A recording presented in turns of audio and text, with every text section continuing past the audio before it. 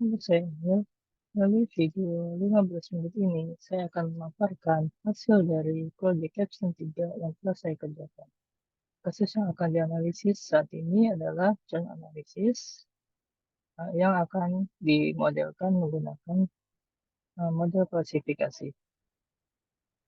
Problem statement akan mendasari penggunaan machine learning ini adalah pelanggan merupakan pada suatu bisnis e-commerce, pelanggan merupakan aset berharga bagi perusahaan tersebut. Sayangnya, pelanggan bersifat fluktuatif atau tidak stabil. Artinya, pelanggan dapat cenderung berpindah dengan mudah dari satu layanan e-commerce ke layanan e-commerce yang lainnya. Hal ini didasari oleh penawaran-penawaran yang diberikan oleh layanan e-commerce tersebut.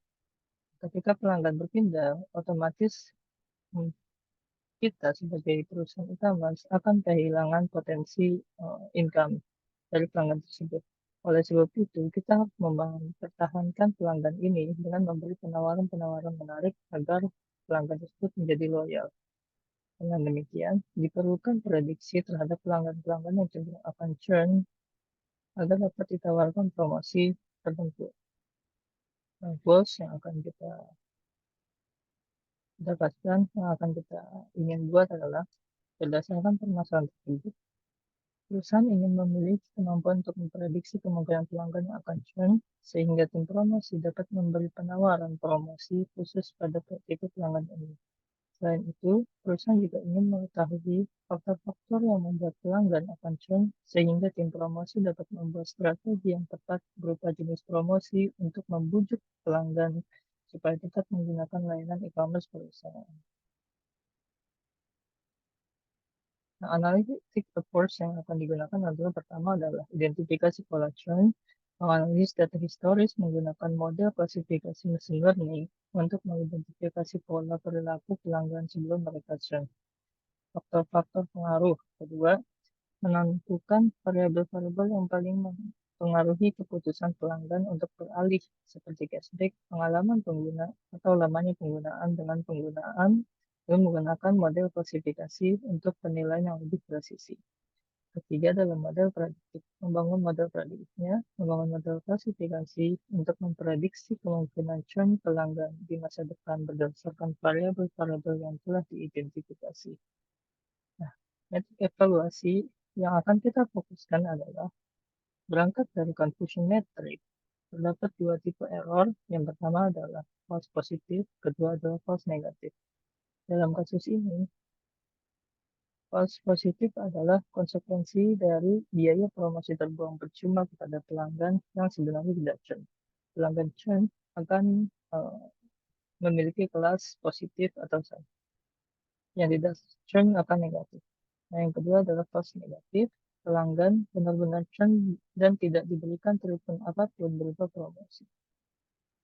Jika tim promosi memberikan promosi secara tidak tersegmentasi, akan memicu kecenderungan perilaku pelanggan yang akan tergantung pada promosi. Jika tidak ada promosi, pelanggan tersebut tidak membeli. Nah, berdasarkan konsekuensi ini diharapkan model dapat mengurangi biaya promosi dari perusahaan sehingga customer tidak ketergantungan akan promosi, namun membeli dengan minatnya sendiri karena nyaman berbelanja menggunakan layanan e-commerce ini, tapi tidak membuat angka churn terlalu tinggi. Dengan demikian, yang promosi ingin sebanyak mungkin mendeteksi prediksi kelas positif yang benar dengan sedikit mungkin prediksi kelas positif. Akhirnya metode pertama yang dapat digunakan adalah ROC EUC. Karena metode ini dapat membedakan dengan jelas kedua kelas positif dan negatif dengan berfokus pada kelas positifnya dan membedakan terhadap kelas false positif. Kita masuk kepada pre-processing method. Nah, di sini terdapat dua yang paling fokus, yang paling utama. Yang pertama adalah outlier handling, yang kedua adalah missing values. Ketika divisualisasikan datanya, dapat beberapa data yang di sini terlihat outliers ya. Namun karena pertimbangan outliers tidak terlalu aktif dan ketika tidak terlalu ekstrim dan ketika outlier dihapus dapat menyebabkan perubahan proporsi data target, yakni churn-nya presentasi antara kelas 0 yang tidak churn dan kelas 1 yang churn. Ketika dihapus, proporsinya akan berubah. Oleh sebab itu, kita akan mencoba mempertahankan data outliers. Nah, cara yang akan kita lakukan nantinya adalah dengan melakukan scaling menggunakan robust scaler. Kenapa robust scaler yang digunakan? Karena robust scaler dapat tahan dan adaptif terhadap outlier. Oleh sebab itu, scalar ini tipe scalarnya cocok digunakan. Yang kedua adalah missing values. Missing values kita menggunakan KNN imputer, menggunakan machine learning juga ya. Kenapa KNN yang digunakan? Karena KNN tidak terlalu merubah distribusi data sebagai berikut. Jika kita menggunakan metode yang lain, distribusi data ini akan berubah dan otomatis akan mempengaruhi hubungan antar data yang dapat mempengaruhi analisis apakah dia curang atau tidak. Nah, ini nantinya akan menimbulkan bias terhadap model yang akan dibuat. Nah, selanjutnya adalah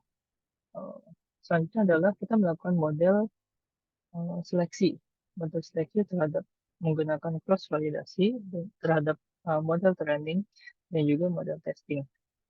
Nah, di model training ini dan di model testing kita mendapatkan model yang cocok atau yang sesuai yang stabil antara training dan tesnya performanya, yaitu gradient boosting. Gradient boosting sendiri adalah sebuah teknik ensemble yang menggabungkan beberapa model yang lemah, weak model, menjadi sebuah model yang kuat. Algoritma ini menggunakan pendekatan iteratif yang bertujuan meningkatkan model sebelumnya dengan menambahkan model baru.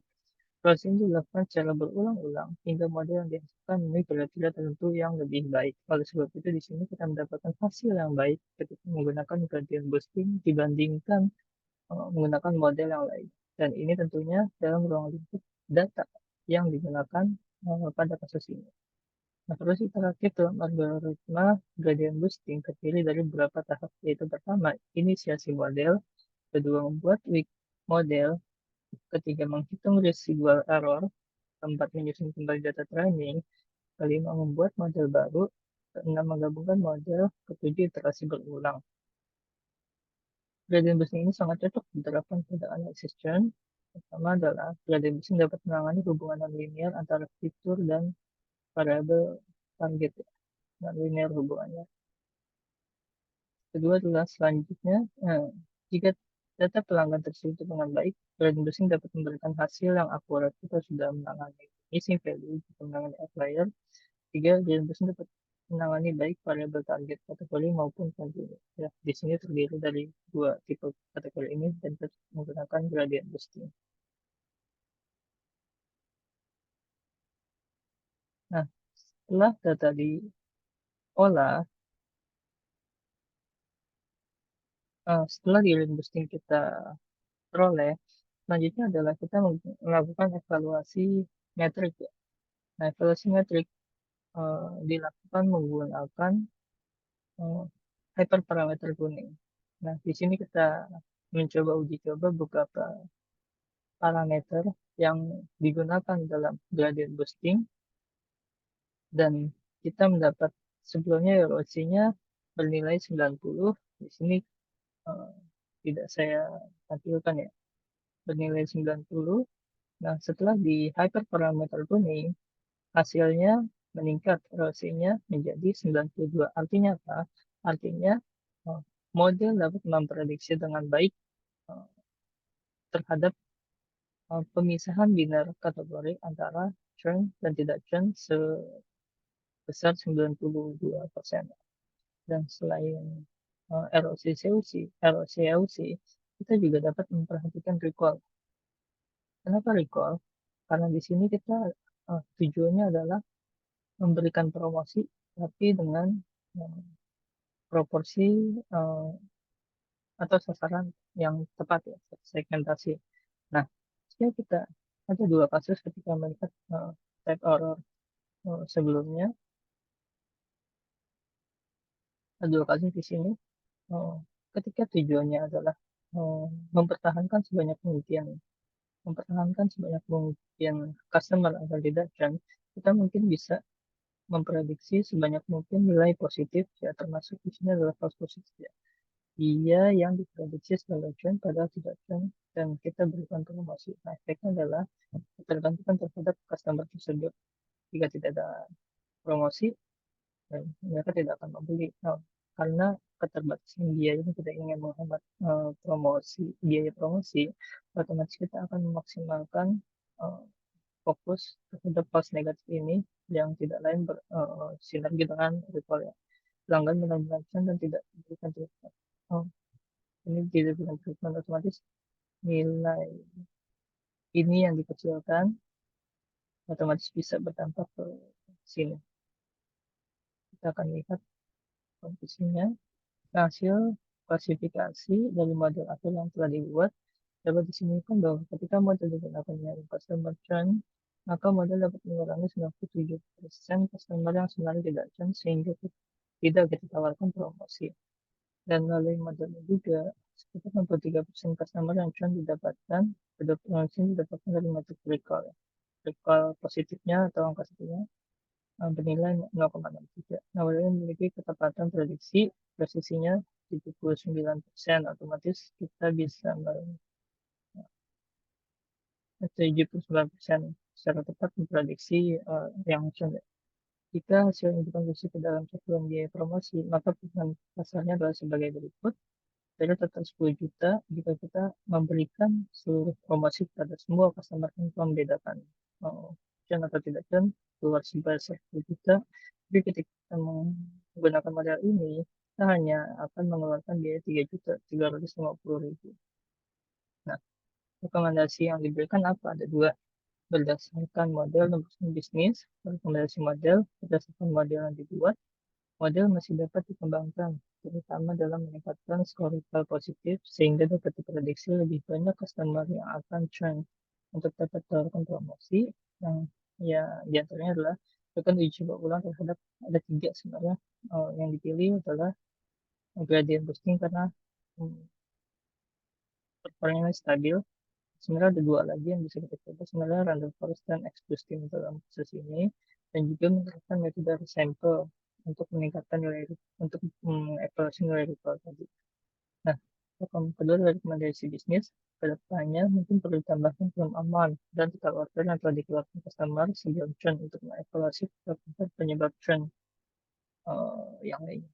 Promosi dalam hal ini sebenarnya tidak hanya berupa cashback saja, melainkan free gift juga bisa atau yang lainnya berdasarkan kategori barang yang dibeli pelanggan. Ada beberapa kategori, cashback saja berupa limitasi amount maupun besaran persentase. Menggunakan bahasa marketing yang baik dapat menarik minat pelanggan untuk menjadi loyal terhadap layanan e-commerce.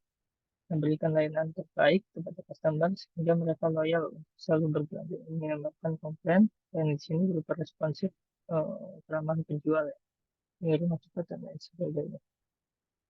Nah, demikian uh, presentasi dari model klasifikasi analisis churn yang dapat saya tampilkan ya.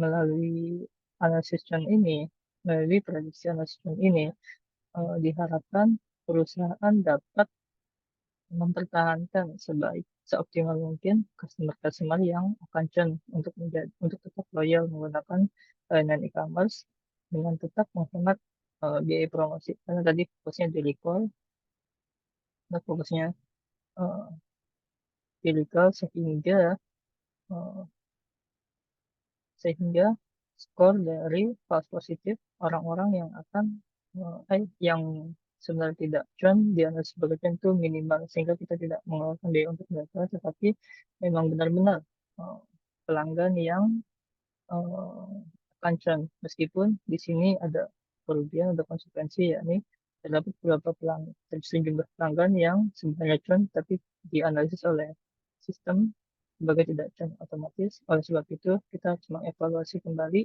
performa dari mesin learning ini di kemudian hari agar menampilkan performa yang baik ke depannya dan menguntungkan ya, secara finansial kepada perusahaan. Yang dapat saya sampaikan. Terima kasih.